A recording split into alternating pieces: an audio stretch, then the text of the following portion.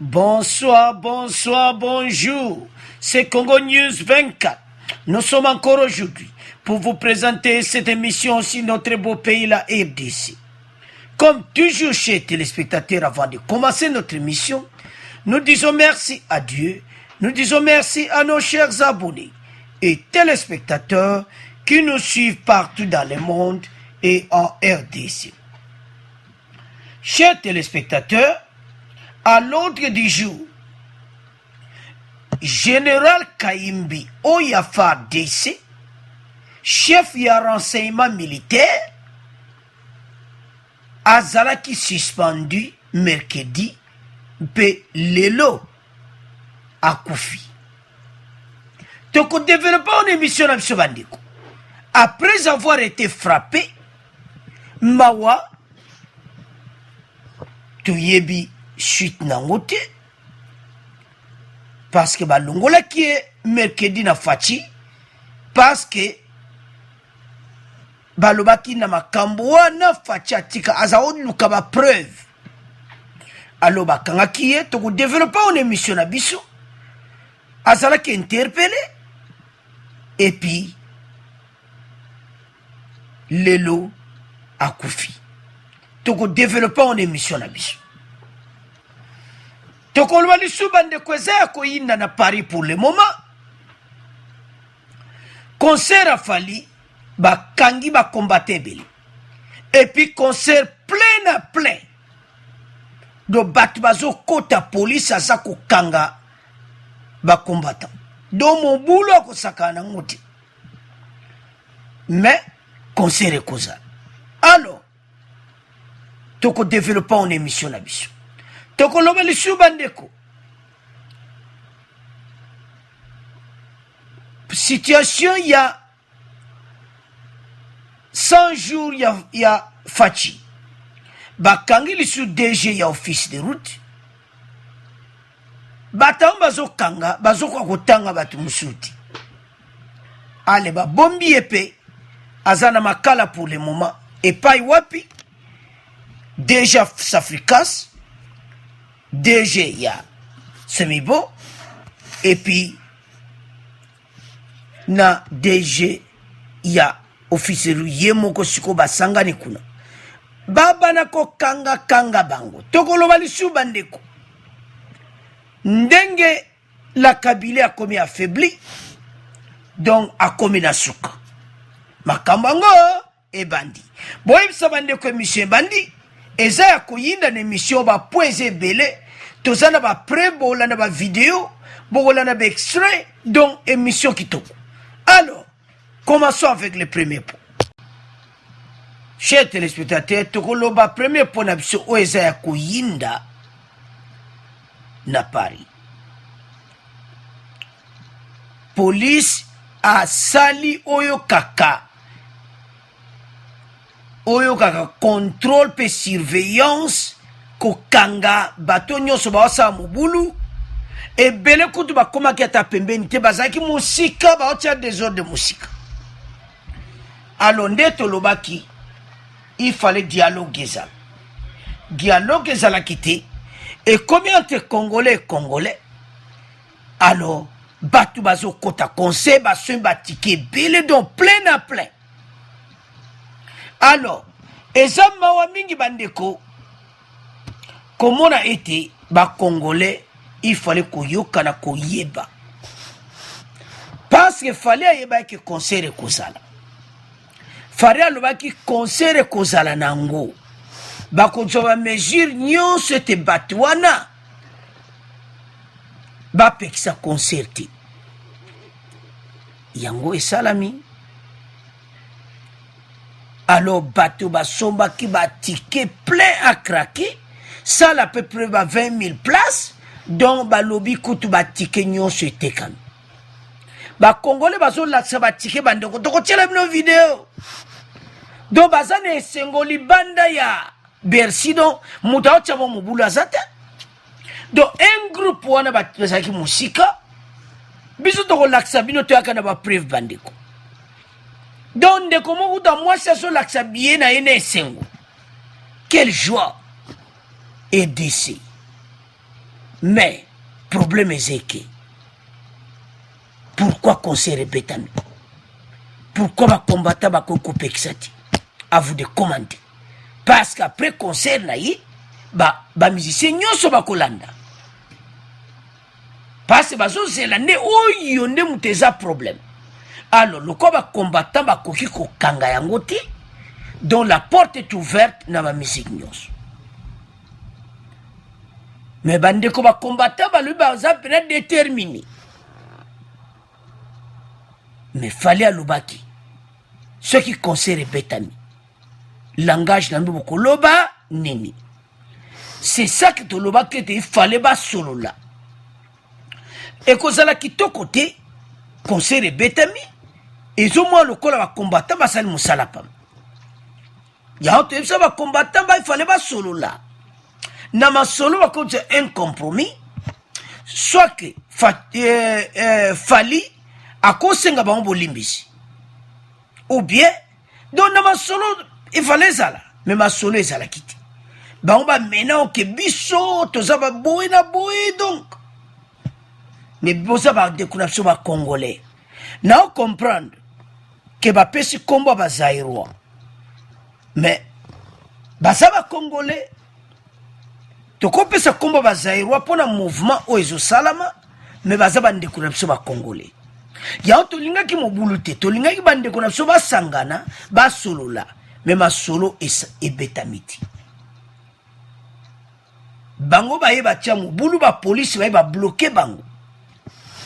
Basoube ngana bango. Et puis bazala ki mwa musika. Mais il fallait que solo là. Que solo les ala kitoko bandeko. Entre biso ba Congolais. To tika kobomana to solo la pomboka na biso ke liboso. Alors, chers téléspectateurs, eza mawa.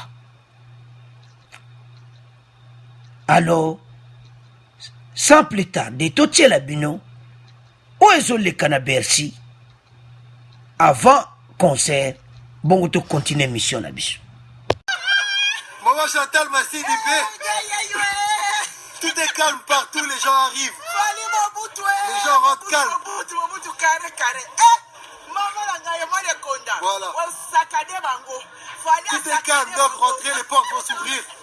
Tout le monde rentre, il y a un chemin créé pour tout le monde. C'est pas du tout là où on brûle, tout est calme. Voilà. Vous pouvez venir, tout est calme, tout est calme.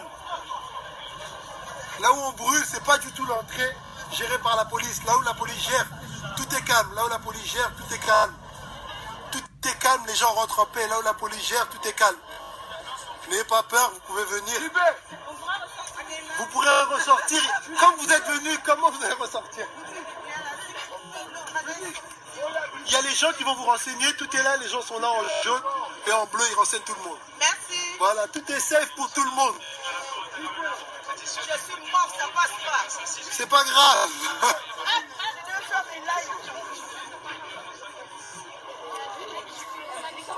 Voilà. Ouais, mais je l'utilise. Voilà. Donc pour tout le monde, l'entrée est safe pour tout le monde. La police elle gère, l'entrée est safe. Là où ça brûle, c'est pas ici à l'entrée. Voilà.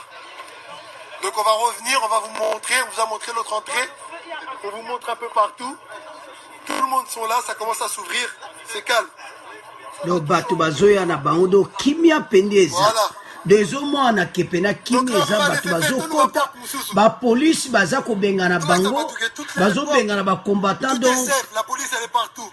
awa pena donc bato baza ko kota la porte calmement donc na kimia penza. Alors chers téléspectateurs, vous avez suivi. Balobi tout est calme. Ba maman pe songi le cabino. Hein? Maman aza songi vraiment. On vraiment kabazolo bana ba combattant. Ah, ba maman. Ba combattant baza bande kuna so ba congolais. Yokela bango ata mawa. Maman penza. Bobotu ba maman. Makambango yango ba maman na likambo a concert. Tala maman ndinga zo sepela. Ba mère ko kubena ko doko yina yo. Kapo na concert betama.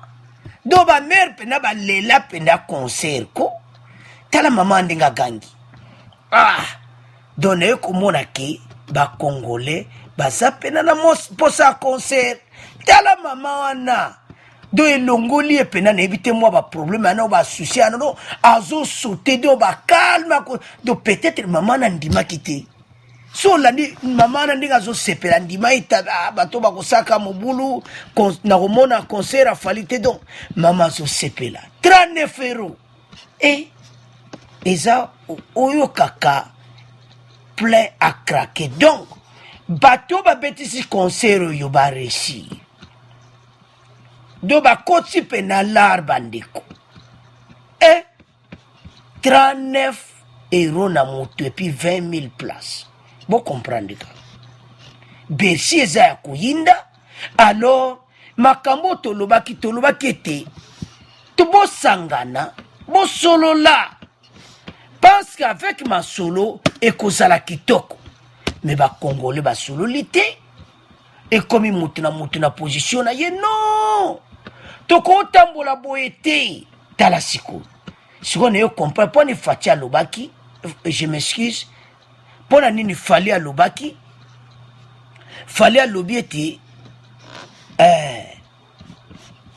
concert ekobetama sikoyo nayo comprendre mpo ni fali alobaki bongo parce que ayebaki te bazwaki bamesure nyonso ezwamaki mpo oyo mundele asalaka baplan na ye bacombattant nde bazolobaloba na baréseaux sociaux babebisaki parce que polisi ko ayebi mouvement na bango ayebaki oyo nyonso bakosala yango moni mouvement bacombattant esimbi te bino bosala cop ke concert ezala te mais bozolobaloba trop bacombattant bosala erreur ntango bolobaloba sikoyo polisi acomprendre mouvement na bino alors tala sikoyo bon biso mpe tozala kaka bongo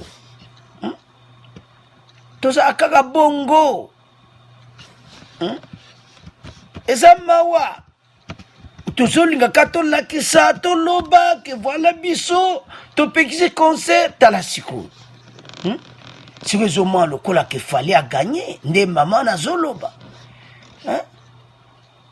alors que so bablokaki baconseil mosusu elingi ebeta te mais biso toali a toreporte toza pour ni contre eloko tozoloba nde il fallait dialogue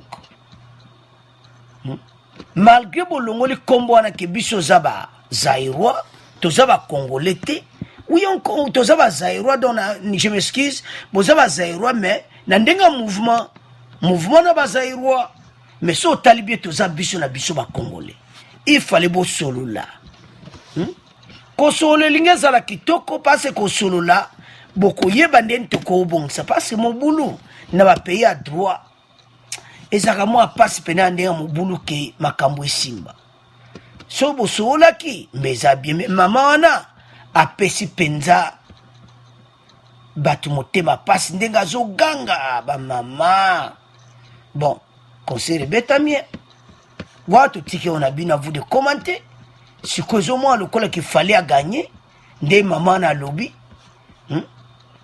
azoloba mpe fali mobutu donc na comprendre ete pourquoi abengi fali mobutu c'est parce que donc bon wa totiki on a bino parce que commentaire mingi eza te mais loto ntolobaka ke soki concert mosusu balimba ya kobeta parce que après yeba mosusu bakoya eza dj fie fungwami sikoyo a partir na maloba mpe olenga nkoya alobaki badirige ebele balobaki ke concert fo ebeta tokomi na mboka sika alors yango ebetami alors à vous de commenter bandeko tokoma tika ona bino tokoma leka na deuxième point oyo faci azo continuer kokanga pe azo continuer ko affaiblir FCC. Alors, chers téléspectateurs, na point oyo tozana ba volet misato. Premier volet tokoloba nande bakangi DG wana. Bakangi DG ya office de route. tango balobaki enquête judiciaire osala bato baza omona kaka boye faci ntango azwaka bamesure bandeko moto aya kolongola yango aza te alors tala sikoyo DG wana ozare bakangi ye bakangi ye eza mawa siko ndenge bakangi ye wana ozomona ke donc ndenge akangami bapesaki bambongo mosala ezomonana te mais est-ce que parce que bango il faut batanga parce que oye makambo ka ndenge ebandi boye bachaîne kobata ebele ata babatami na bango bakobima parce que baliaki bambongo ntango baliaki bambongo donc eza mawa parce bolie bambongo alors ezosenga ke bambongo wana ebima bambongo wana bapesa mpo ebongisa mboka corruption ezokontinue nango na bato oyo aloke faci azoluka bango na mwinda alobaki ke donc na corruption donc akotolere yango te jamais alors azaki obligé bakanga DG oyo azaki interpellé siko problème ne kolanda wana bakangi déjà Africas bakangi déjà DG wana oya Jamil wana bakangi ye lokola ba Jamil je me suis bakangi ye o DG Samibo pona banina banda alors siko bayokanga directeur yo DG yo office de route bango bayeba shende bambongo elekaki siko bango misatu bazana makala est-ce que bakotanga bakombo parce il faut batanga bakombo basimbiye pona nini bambongo oyo bapesaki ya batravaux esalamaki ndenge esengelaki te corruption ekoti après interpellation ye arejoindre baningane na makala sikoyo leo ni kolandana bakokanga bato batikali les têtes bientôt vont tomber mage bazotia maboko na matama mekala te yango faci aza entouré na bato moko il faut bacheke bango nyonso kokangakanga bango. Alors, chers téléspectateurs, toyoka moi extrait oyo ya arrestation na ye, bongo to continuer mission na biso. Tasimbami na misala ya bosembo pe oyo ya FPI ayanoli na mituna ya bazuzi pona misala ya botongi ya mikolonkama ya bokonzi ya président Félix Tshisekedi. DG ya office de route akomi moto ya misato ya kosimbama sima ya américain David Blattner ya Africas pe libanais Jamal Samif ya Somibo. Alors, chers téléspectateurs, vous avez suivi Bakangi Ye, office de route. Alandi banyane wa Somibo kuna na prison. Alors, na situation dossier oyo esili wana te. Boyoka bakombo musuta bakotanga ngwa bolobi bako kende fachinda azana na ba entourage ne batebele baza pembeni wana ba kanse ba osala bongo babebisa musala fachi bango nde bako kende bako landa ba DG oyo office de route kalate bako landa bango baye ko vana pembeni na fachi po batia ye mobulu musale kende bienti nzonde fachi aza oya nzambe fachi ela aza envoyé oyo batindela kibiso présent oya ko bongsa mboka. Alors, binobo ya bo bebisa. Ha. Kalate. Boko yoka ba kon musu ba kotanga wa ba musu don. Omoni fachi. Apridant. Tozo ya na po asuka. Obo yoki ke général wana kufi. Boko yoka. Azaki d'abord suspendu. Mais tozo ya na po wana. Fachi suleri. Fachi ya ke na maleme va kangone na preuve. Voilà un bon président. bakanga mutso moni na preuve oto yoka kifacha linga abongote mituzo ya na pon alors bato nyonso oyo baso kanga bango bino tabolobi boy na biro no mutu boy facha lobi toze la justice asa musana omoni bakangi ba baso kanga ti ba nyonso bakobima. Alors what is le premier volet? Deuxième volet est à Salaki Conseil des ministres.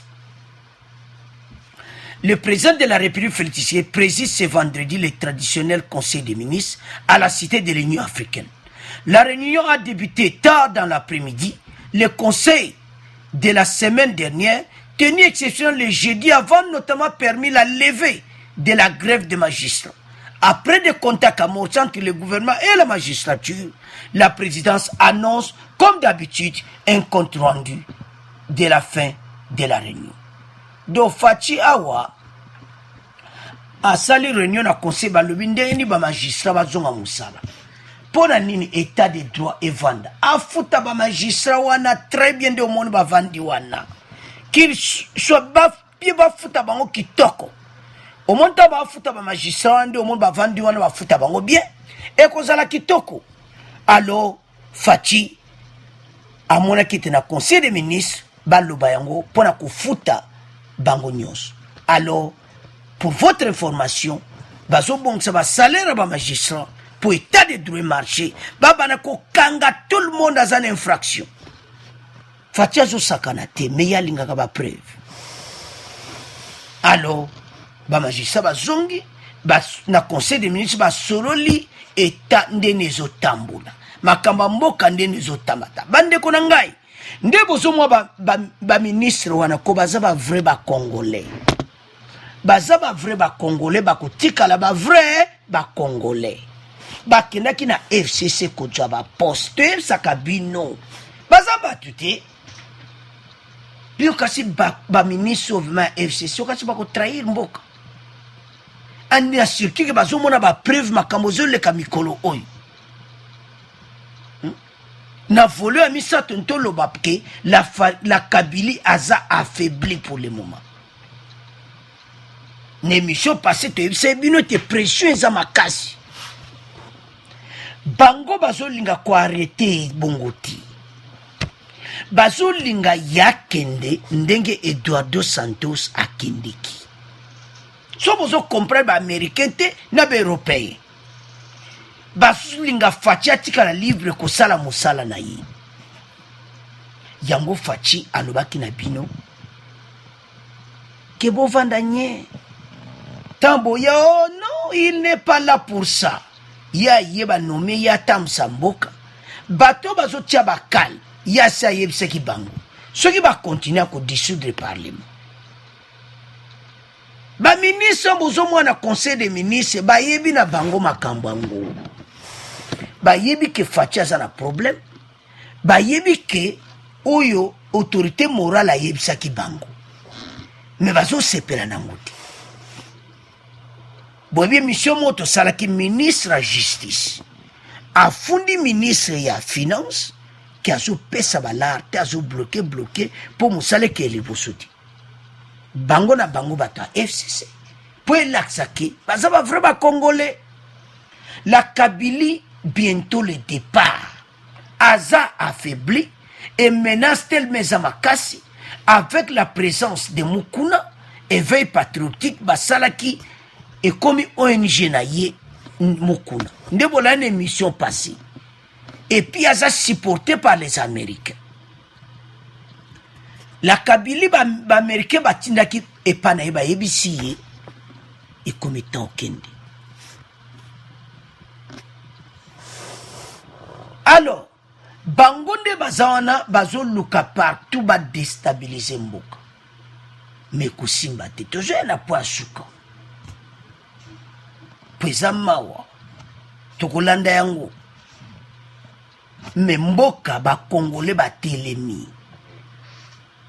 Nasi bande kobolanda ki Mukuna achaki mai na munoko tazolo ba yo kanza munoko yo nde muto okanga munoko eza ya kuinda esi yindi bwana lu Mukuna Nana zo bebsa mboka autorité morale atiaki mai na monoko te abi autorité morale mutazo bebisa mboka RDC esa mawa alors bandeko point oyo tento conclure ngo boy na ndenge mboka ezokende la Kabylie bientôt le départ ba ministre nyonso bandeko baza ba vrai ba congolais soki la Kabylie abendani boko yoka makamuse ko bima ba ministre bakoloba ba vérité nyonso ya za oloba na bango po bango bakobanga shadari te bakobanga bato wana oboto batikaliti parce que na 2023 za ba dossier mosusu bakolinga jamais la Kabylie azala tina 2023 bakolinga te ti prochaine élection ezala ya kokende aza déjà affaibli aza sune loko kosala te lo etiaka nini abendana. Alors chers téléspectateurs totika on a bino tonto loba ete na point oyo mboka na biso direction kitoko mais bakongolais totelema to soutenir Fachi na makambo nyonso ezoleka aza innocent yazo bongisa mboka me ba voleur na bato ba obenda balikonda yazo kangsa bango ebele bakokangama. Alors totika on a bino to komoleka na point na biso oyo ebomi mboka oyo après suspension chef à renseignement akufi. Alors chers téléspectateurs to komi na point na biso oyo bozomona wana le décès du général Delphin Kahimbi, le chef du renseignement militaire congolais, est décédé. Donc, décès naïe, et ça dit à quoi? Bande ko revi oyo ba on ba expliquer ngo bien que ba me et pas na biso. Ils ont bien expliqué. Il a été d'abord bakangaki na DG. Azaoke na Afrique du Sud.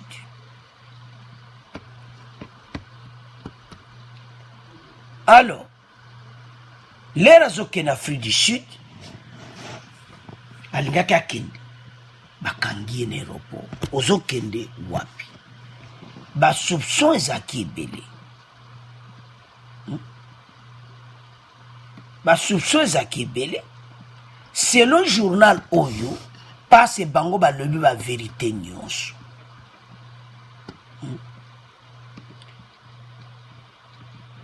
Jeudi 20 février, la direction générale de migration avait interpellé le général Delphin Kahimbi alors qu'il s'apprêtait à s'envoler pour l'Afrique du Sud. Tout comme Kalev Motondenge Salamena Kalev na Aner. Interpellé, le général Kahimbi était accusé d'avoir dissimulé des armes et des tentatives de déstabilisation. Le chef d'état-major adjoint de FARDC était également soupçonné. Donc Azaki soupçonné, alors le col Azaki soupçonné, Yango Bakangaki. Yo chef à renseignement militaire. Ah! Bande Kwezama Watozolo Bame, en tant qu'humain, famille na etikali akufi. Parce que tant Bakangi ba interpellé, ba vérité bimi mercredi Fachi a suspendre. Allez, yo mutali boso zolongwa na ba généraux oyo ba américain ba lukaka. Ba américain meke ba beti maboko toko tiela bino tango baloba ki ya longwe. Mais message to tiela bino zaki avant. Parce que il était décédé aujourd'hui. Mais zaki avant tant qu'a Fachi a suspendre mercredi. Beaucoup yoka ba commentaire ba américain. Et ba américain ba lubi voilà le début à makambango. Bouybi que ba américain ba za ko insister kaka que batouanyo sous sanction il faut balongola bangona na FARDC. Alors Fachi bouybi za mwana mayele. Au monde za mayele. Tala sikoy ba kangi na mbeba a suspendre. do fatia brutalisaka te ame makambo mbangu te nde biso bakongole tozokanisa eza ndenge afaci te ye azomema makambo nyonso malembe yango tozoyesa bakongole ete tozala na kimia faci aza très intelligent kote wana akotika jamais mboka na biso ekoma ndenge wana o nde tobenga o poubele obwena bweno kote wana aza très intelligent yango tozoyesa bakongole ete tosimba faci biso nyonso tosimba ye maboko mibale parce que aza vraiment kokende na intelligence nyonso tala siko bakangi à partir ya DG bainterpele arrestation na ye basekre ye kobima ale basuspendre ye na arme tala sikoyo après suspension après basuspendre ye eyoko lelo akufi aza mutu atake humain mais oyo ye aza service à renseignement do biso nde toza omoni sikoyo il faut bopesa évêque moko na raison alobi toza na arme te barenseignement nyonso bapesa na bapaya tusa me mawe eza ete akufi aza mutu ntango akufi il faut que son âme donc parce que aza na famille na ye me wana biso moyo toloba kuna eza te parce que bakongole baza na kanda nde tozao na ngai moto opresente émission naza na kanda oyo ezoleka na Beni nayebi te so condoléance nini bakongole bakopesa ye ye azalaki chef à renseignement sikoyo oyo mokuna aza koloba eza bango mokuna veut dire que renseignement nyonso bapesi na barwandais il est le chef de renseignement militaire ya FARDC mais bainterpele ye bakangi ye basuspendre ye 2 jours après vendredi aujourd'hui il est mort raison akufeli ezoyebana te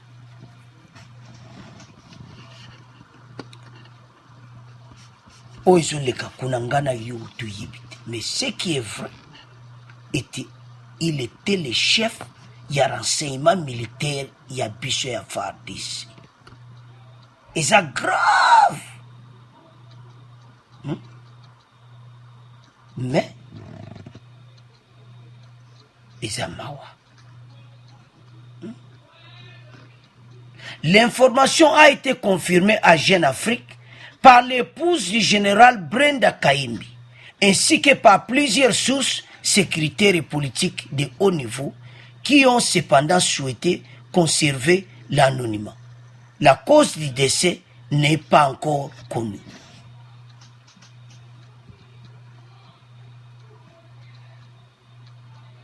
Est-ce que bazoloba te liwana ye nani yango abomi ami bomi pourquoi est-ce que akoko vraiment komi bomo et c'est quelque chose c'est ça parce que mercredi ba américain ba lobi ba pesi message autant ba suspenda qui est toyoka message ba américain Tibor Nagi, sous-secrétaire d'État ya États-Unis et ambassadeur ya États-Unis na Kinshasa, balobi ete bitumba na kanyaka ezu eta pimosusu simana koyoka sango ya botia mi pembeni ya général Delphin Kayimbi ya Demiap. Alors, chers téléspectateurs, tolandi wana ba américain ba sepeli balobi ete makambo ya corruption na makambo oyo ya bitumba na armée donc esali impa mpona nini basuspendaki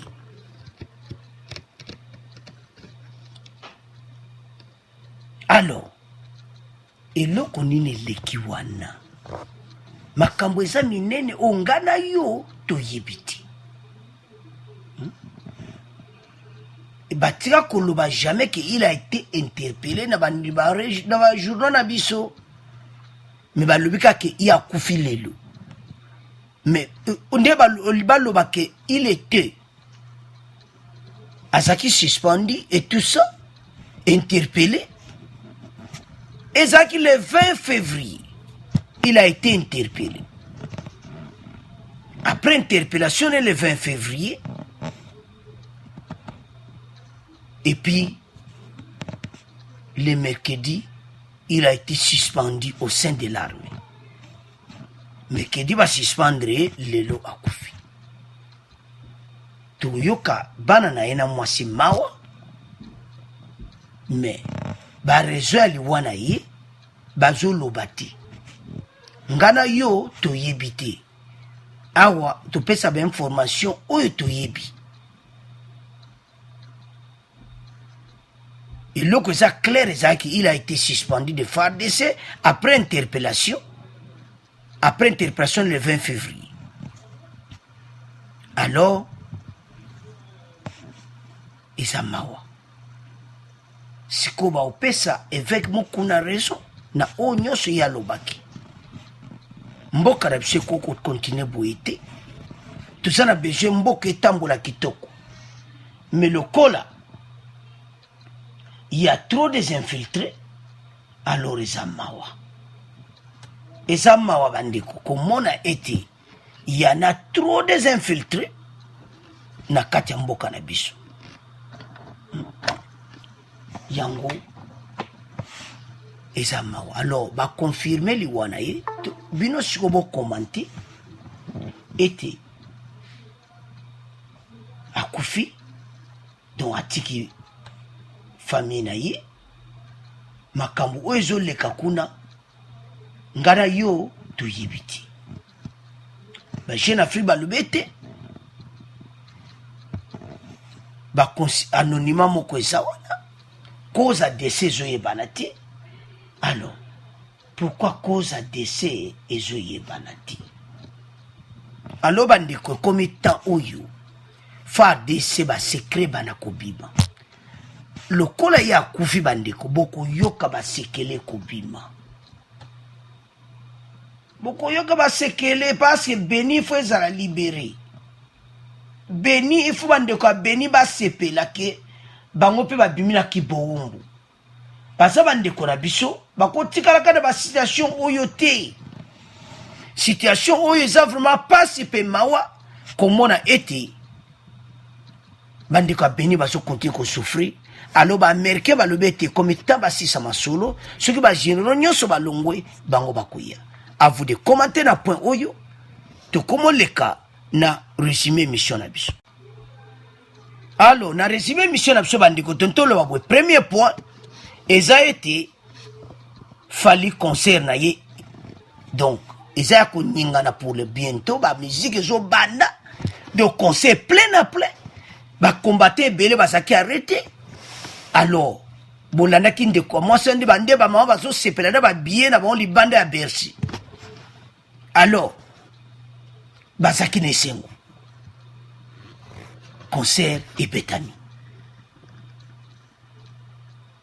parce que bango déjà basawana. Alors deuxième point tolobaki DG office de route azapé bakangiye babombiye na makala et puis Fatia présenté conseil des ministres donc ba magistrat batiki bango batiki grève na bango ba no futa bango bien pour état de droit vendre baba no sam sabatu ba magistrat ba no makisika pe baba na musala. Alors bientôt ba tête beleza tomber la Kabylie a affaibli FCC cache donc ezo kenina kokabwana mukuna ayindi si bango mabe. Alors troisième point tolobaki était la mort de Seya Delphin Kaimbi, le général Delphin, et FARDC Koufaki. Mais selon la source bimi en Jeune Afrique et l'obéité, il a été suspendu, interpellé d'abord, et puis suspendu, et puis 2 jours après, à Koufi. Alors, comme on a fait une mission, merci pour nos commentaires. Non, merci na ndenge bozo supporter mission. Abonnez massivement. Au revoir, à la prochaine.